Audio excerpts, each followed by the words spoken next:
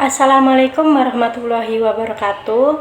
Kepada yang terhormat Bapak Harmono Singgi, selaku dosen pengampu sekuritas portofolio dan teman-teman yang saya banggakan.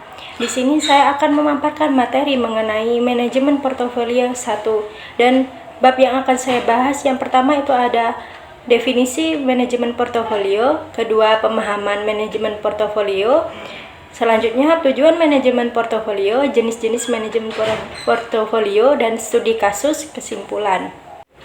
Yang pertama yaitu definisi manajemen portofolio. Apa sih yang dinamakan manajemen portofolio? Nah, di sini saya akan membahasnya. Manajemen portofolio adalah suatu proses terintegrasi yang melibatkan serangkaian langkah yang diimplementasikan secara konsisten untuk membuat dan mengelola portofolio aset. Tujuan utamanya dari manajemen portofolio ini adalah untuk mencapai hasil investasi yang optimal sesuai dengan tujuan seseorang investor. Untuk mencapai manajemen portofolio yang efektif, seseorang investor harus mampu memilih kombinasi aset investasi yang tepat. Selain itu, manajemen portofolio juga mencakup pengelola risiko dengan cara mengidentifikasikan investasi pada berbagai instrumen keuangan. Selanjutnya, dalam praktiknya portofolio yang baik tidak hanya terdiri dari suatu jenis aset, tetapi menggabungkan berbagai kelas aset seperti saham, obligasi, reksadana, dan instrumen investasi lainnya. Manajemen portofolio tidak bersifat statis. Artinya itu, seorang investor perlu melakukan evaluasi dan perubahan portofolio secara berkala untuk menyesuaikan dengan kondisi pasar dan tujuan investasinya.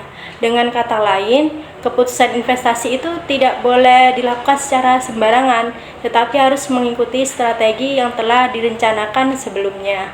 Selanjutnya ada pemahaman teori portofolio. Yang pertama, teori portofolio dikembangkan oleh Harry Markowitz yang menekankan pentingnya diversifikasi dalam investasi. Menurut Markowitz, setiap investor harus membuat keputusan investasi berdasarkan pertimbangan risiko dan keuntungan yang seimbang. Jadi, prinsip dasar dari teori portofolio adalah bahwa sebagian besar individu ingin menghindari risiko yang tinggi, tetapi tetap mengharapkan tingkat keuntungan yang optimal.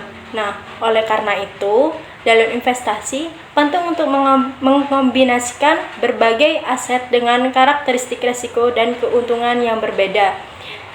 Nah, tujuannya itu agar dapat mencapai hasil yang lebih stabil dan mengurangi kemungkinan kerugian besar. Yang kedua itu ada teori Markowitz menekankan bahwa dalam membangun portofolio, seorang investor perlu menggabungkan analisis makroekonomi dengan strategi alokasi aset. Hal ini dilakukan untuk memastikan bahwa portofolio yang dibuat benar-benar optimal. Dalam teori ini, keputusan investor tidak hanya berdasarkan analisis aset secara individual, tetapi juga mempertimbangkan hubungan antara aset dalam portofolio tersebut. Nah, selanjutnya itu tujuan portofolio. Secara umum, pembentukan portofolio bertujuan untuk mengurangi risiko investasi dengan melakukan penganekaragaman kepemilikan efek atau yang lebih dikenal sebagai diversifikasi risiko. Diversifikasi ini dilakukan dengan cara menyebarkan dana investasi berbagai jenis aset sehingga jika salah satu aset mengalami kerugian, aset lainnya dapat menutupi kerugian tersebut. Jadi pendapat ini sejalan dengan yang dikemukakan oleh Jogianto 2018 yang menyatakan bahwa tujuan utama dari pembuatan portofolio adalah untuk mengurangi risiko bagi pemegang portofolio. Selanjutnya, jenis manajemen portofolio. Manajemen portofolio adalah sebuah kombinasi antara ilmu pengetahuan, analisis, dan seni dalam membaca kondisi pasar. Hal ini mencakup kemampuan dalam memprediksi perilaku konsumen, serta menemukan peluang investasi yang sering kali tidak disadari oleh banyak orang. Nah, dalam dunia investasi ada beberapa jenis manajemen portofolio yang digunakan sesuai dengan strategi dan tujuan investasi seorang investor. Nah, berikut ini ada 4 jenis utama manajemen portofolio. Di antaranya itu yang pertama manajemen portofolio aktif, dan yang kedua manajemen portofolio pasif, dan yang ketiga itu manajemen portofolio diskresi. Selanjutnya yang keempat manajemen portofolio non diskresi.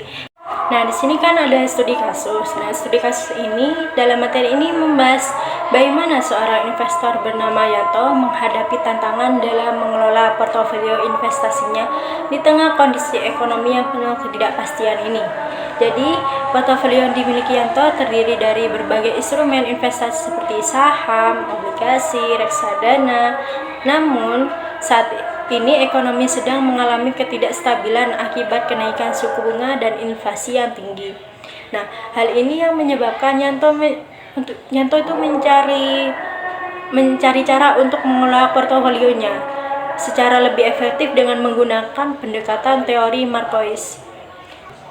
Dalam pembahasan dijelaskan bahwa beberapa faktor ekonomi makro memiliki pengaruh besar terhadap portofolio investasi. Salah satunya adalah inflasi. Ketika inflasi meningkat, nilai real dari obligasi dan reksadana mendapat pendapatan tetap akan terus tergerus, sehingga investor perlu mencari alternatif investasi yang lebih tahan terhadap inflasi. Jadi itu seperti saham di sektor komoditas atau emas yang cenderung lebih stabil dalam kondisi seperti ini. Selain inflasi, suku bunga juga memiliki dampak signifikan, yaitu kayak kenaikan suku bunga menyebabkan harga obligasi turun, dan saham dengan valuasi tinggi juga berpengaruh negatif. Jadi, oleh karena itu, portofolio investasi sebaiknya lebih difokuskan pada saham-saham defensi atau sektor yang diuntungkan oleh kenaikan suku bunga, seperti sektor perbankan. Nah, selain itu, kebijakan moneter yang diperketat oleh bank sentral juga menjadi faktor yang penting yang harus diperhatikan oleh investor.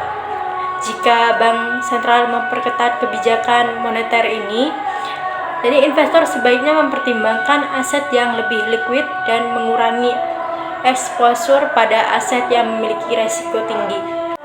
Nah, jadi untuk menghadapi tantangan seperti ini, strategi alokasi aset berdasarkan siklus ekonomi menjadi solusi yang bisa diterapkan. Menurut teori Markois, portofolio yang optimal harus disesuaikan dengan siklus ekonomi agar dapat memberikan hasil investasi yang lebih stabil. Jadi dalam fase ekspansi, saham sektor teknologi dan diskretionari memiliki potensi pertumbuhan tinggi, sehingga investor bisa meningkatkan eksposur pada sektor-sektor tersebut. Jadi ketika ekonomi mencapai fase puncak, investor mulai mengurangi eksposur terhadap saham pertumbuhan tinggi dan mengalihkan investasi ke sektor yang lebih defensif seperti utilitas dan kesehatan. Pada fase kontraksi, obligasi jangka panjang dan emas menjadi pilihan utama untuk melindungi nilai investasi dari ketidakstabilan ekonomi. Sekian pemaparan materi dari saya, kurang lebihnya mohon maaf. Wabillahi taufiq wal hidayah. Wassalamualaikum warahmatullahi wabarakatuh.